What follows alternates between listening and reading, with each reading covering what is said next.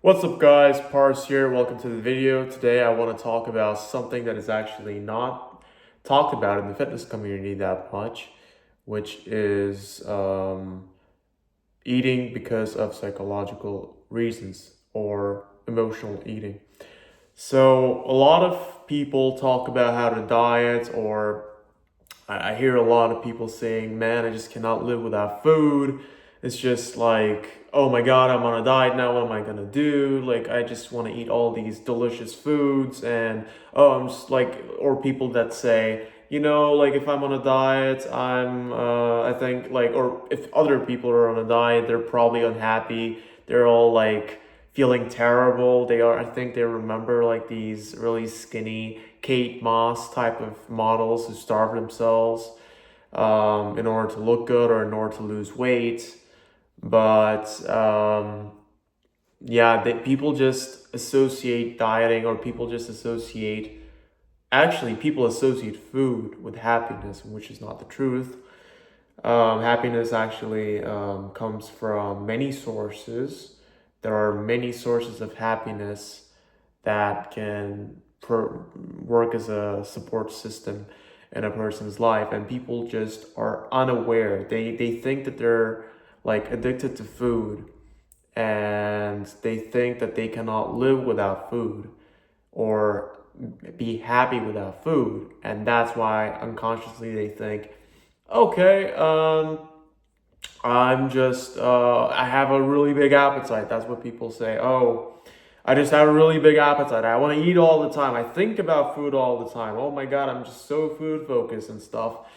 And the thing is, I don't really like, a lot of fitness people say, okay, yeah, this is because you have a lot of fat cells in your body, and those fat cells, make you hungrier because they want to get fuller, and when they get full, they become happy and sort of like that. Of course, that's like being set, fat cells being happy is said analogically, but that's what people say, and that's what people in the fitness community say and actually believe, and they think, oh, okay, you just have a big appetite, and you're just like body fat level is like at this point you're like, but whatever, like they say stuff like that, but it's actually not the truth, because it can be many things. For example, I used to be a very, very overweight kid. I was obese. I was about almost 30% body fat when I was 11 years old, 70 kilos, about 172 centimeters tall.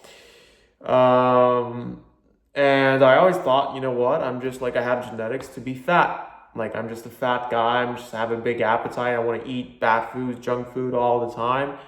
And it's actually not the case, like, and then I just started dieting, for example, and then I lost the weight, and then I kept it off. It was pretty simple, and then I thought, oh, okay, it really works, you know. But when you actually look at the source of why people have like such big appetites, or why people want to eat all the time, or why people cannot like stomach even dieting, is because they use food as a coping mechanism. And I actually didn't realize this until I was 21, 22, maybe actually even 24 years old, which is how old I am right now. It's just coping with life, with the stressors of life, by eating food. So it's pretty much like not that different from a drug addiction. It's actually not. Like, there are a lot of people, like there were some studies made comparing binge eaters with drug addicts, and the same part of their brain was activated when they indulged in their addictions. So it's really, really addictive. They're called comfort foods for some reason, and that's the reason. So, and that really actually stems from a lot of things. It could stem from trauma. It could stem from not having a support system. It could stem from anxiety. It could stem from depression. It could stem from just wanting to be happy, just like having no pleasure in life, no dopamine sources, no endorphin sources, no serotonin, nothing, no happiness hormones in your brain, and you're just like always focused on food, because that's the most like simplest way you can actually you can become happy. Like you just eat like sugar, oh my god, junk food and pizza, and yay, I'm happy for 15 minutes, maybe 1 hour. And then the high comes off. And then you want to eat again because your happiness, your drug just wore off and you need to eat again. And then you eat, and then you eat, and then you eat. And then it makes you feel good, makes you feel numb sometimes if you binge eat, for example. And people, you really use this as a coping mechanism, and it doesn't even have to be as deep as that. Sometimes people, they just have a stressful day at work and they just want to unwind, and the only way they do that is just by eating. So how do you fix that? So there can be many answers to this question, and one of the answers is, well, maybe there's underlying trauma. What is underlying trauma? It's like there's something that distresses you. There's something that distresses you in your life. Something triggers you. Like you just go outside, something happens, some event, something that someone says, or something that someone does, or something that you see, something that you think, negative thoughts, negative beliefs, taking over, feeling bad, and feeling very vulnerable, and feeling really emotionally really emotionally affected, and you just want to quiet down the voices in your head, like your thoughts, and you just subconsciously, you just feel that and just eat. Like it's not a conscious decision you make. It's just you just start eating, and then you feel good, and then the thoughts go away, but that they don't really go away, you know.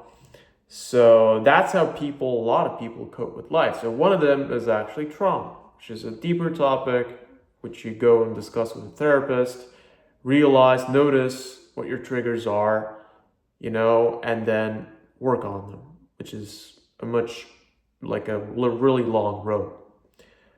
What is something else? Well, it could be you having some type of mental illness, which you're trying to self-medicate by eating food, you're trying to fight the symptoms, and like that's why you might be eating.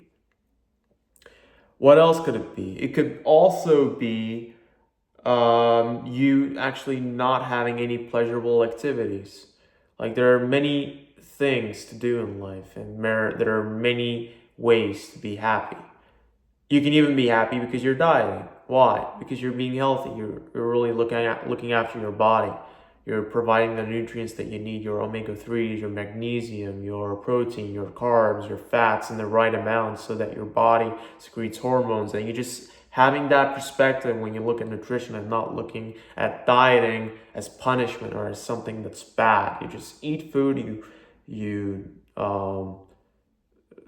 feed yourself, and yeah, you just feel good and you feel healthy, and healthy feels good. Or anything else, like you play the guitar and you really enjoy it, or you go for a run, you really enjoy it, you have a lot of friends that you really like, or your love interest, or you have goals, you achieve goals, and that's your dopamine source. That's been my dopamine source for a really long time, because I used to also eat in order to be happy, and play video games, and that really didn't work out, because I was fat, I was obese, and then I changed, what I get pleasure from. Now I get pleasure from achieving goals, being lean, going to the gym, running, or listening to music, doing music myself, or just going for a walk, reading a book, improving myself in any way. Could be something quite simple, like having sex, or a lot of things, goals. But goals are the most important for me. For example, is achieving goals. You really get that dopamine hit. Or running, for example, you really get that runner's high. So you replace the pleasure you get from food with the runner's high, or you replace it by achieving goals and having realizations, or enjoying your time, going to a concert, going to a club, many things. So there are many ways to be happy. There are many ways to enjoy life, and life really isn't that, life isn't food. Food is, of course, a nice addition to your life, but it's not everything. It's only one part of your life. It's only one part of the cake. It's only 1/8, maybe 1/10. Like, there's so many ways to be happy. For example, having an amazing physique, we're looking really good, constant dopamine, like your baseline dopamine. Of course, I'm using the baseline dopamine not in a scientific sense right now. I'm using it more in a metaphoric way. My baseline dopamine is always up because I think, you know what, I look really good, I'm really fit, I look at my body, I'm 10% body fat, I'm muscular, I feel good, I feel healthy, and that gives me pleasure instead of eating junk food and that giving me pleasure, so to say. So, people just really have this perspective where they only see enjoyment from food, they're addicted to food. And you just need to change the source of the pleasure. So you cannot do this. Like, you cannot just leave food and just be extremely unhappy. It's not sustainable. You need to find a dopamine source. For example, you could give David Goggins as an example, but I do not believe that David Goggins really had zero pleasure. The pleasure is in achieving the goals. The pleasure is running the 100 miles. The pleasure, for example, in competitive bodybuilders is getting leaner every single day, providing the right nutrients for your body. There is pleasure. There is pleasure for everyone. Maybe for the investment banker, it's making money. It's the work hours they put in. It's the intellectual work. There's always pleasure, but you need to change the perspective and you need to change the pleasure sources that you have. And that's really important in dieting because now you're going to have to cut down on food. And now you need to find different coping mechanisms if you really want to achieve your goals and sustain them. Because using food as a coping mechanism is not sustainable for a fit individual. You can eat food. You can still enjoy food. You can eat junk food sometimes. You can eat. It's all good. You can enjoy it. There's really nothing wrong with eating food and enjoying food, but when you make it the main part of your life, then problems start to occur. And then you start to wonder why you're so unhappy. And there are also unresolved issues that you've been neglecting. So it is really important. I think this is really not delved upon in the fitness community. Everybody just talks about the basic stuff, getting into the caloric deficit, but you need to also know how to get in the caloric deficit. So you can always say, okay, let's get in the caloric deficit. Well, it's something like saying, hey, just get rich, Hey, you can't buy that, just get rich. Hey, you're homeless, just buy a house. What are you doing? Something like that. You just really need to know how to get in the caloric deficit. Yeah, diet is one part, eating foods like nutritious foods, whole foods, going to the gym, yeah, that's one way. Those are also ways to lose fat. But I think the most important thing is just get the mindset and just having the right coping mechanisms in place. So this is a more different kind of video, more psychological, I suppose. But I think psychology is also really important in dieting. Has been for me. I'm a really ambitious person, but I was never able to diet when I was depressed or when I was really feeling bad until I realized these things. So I would really help you in that regard as well. And that's why I made this video. Thank you for watching. Talk to you soon.